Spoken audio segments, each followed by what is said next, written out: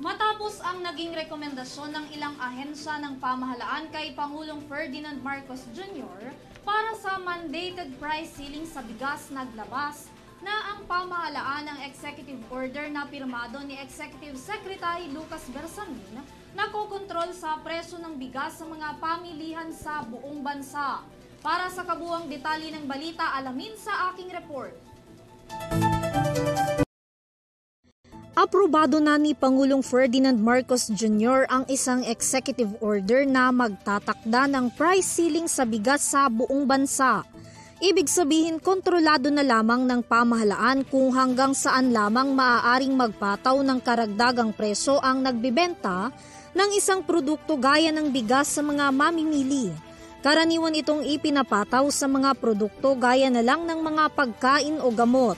Kasunod yan ang naging rekomendasyon ng Department of Agriculture o DA at Department of Trade and Industry o DTI. Layo ng nasabing kautusan na mabigyan ang mga Pilipino ng makatarungang presyo ng bigas na madaling mabili ng mga Pilipino, lalo na't patuloy ang pagtaas ng mga pangunahing bilihin sa merkado na hindi naaabot ng mga mahihirap. Base sa Executive Order No. 39 na inilabas ng pamahalaan para sa mandated ceiling price, maglalaro na lamang ang regular milled rice sa 41 pesos ang kada kilo, habang sa well milled rice naman ay 45 pesos ang kada kilo. Kung titingnan yung mga bigas na nasa aking likuran, medyo malayo pa yan sa maximum price na itinakda ng pamahalaan. Pero kung tatanungin naman ng ilan nating mga kababayan na nagbebenta ng bigas, papabor ba sila dito?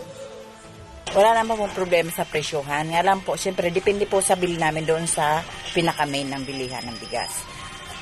Gusto ko nga, bumili ako ng gano'n kasi kawawa naman din yung mga namimili, masyadong mataas.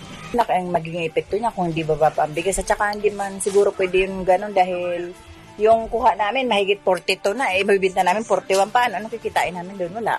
Diba? So, hindi kami pabor doon.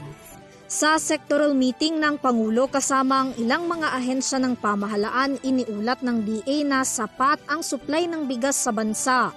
Sa kabila niyan, mahigpit ba rin daw nilang binabantayan ang pagmamanipula sa presyo ng bigas mula sa mga negosyanteng nakikipagsabuatan sa mga kartel upang makapag-imbak ng mga bigas na dahilan kaya tumataas ang presyo ng mga ito. Batay sa DA Bantay Presyo sa National Capital Region o NCR, naglalaro ang presyo ng imported commercial rice para sa regular milled sa 43 pesos ang kada kilo, habang sa local commercial rice para sa regular milled naman ay 42 pesos hanggang 55 pesos ang kada kilo. Sa ngayon, inatasan na ng Pangulo ang DA at DTI na mahigpit na bantayan ang pagpapatupad ng mandated price rice ceilings.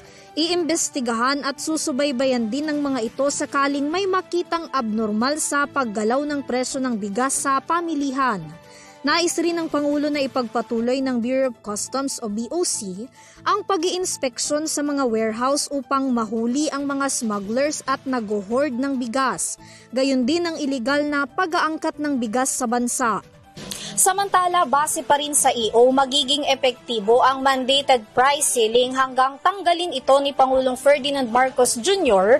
o irekomenda sa kanya ng Department of Agriculture at Department of Trade and Industry. Para sa URTV News, Vanessa Cleofa, sumasaludo sa bawat Pilipino.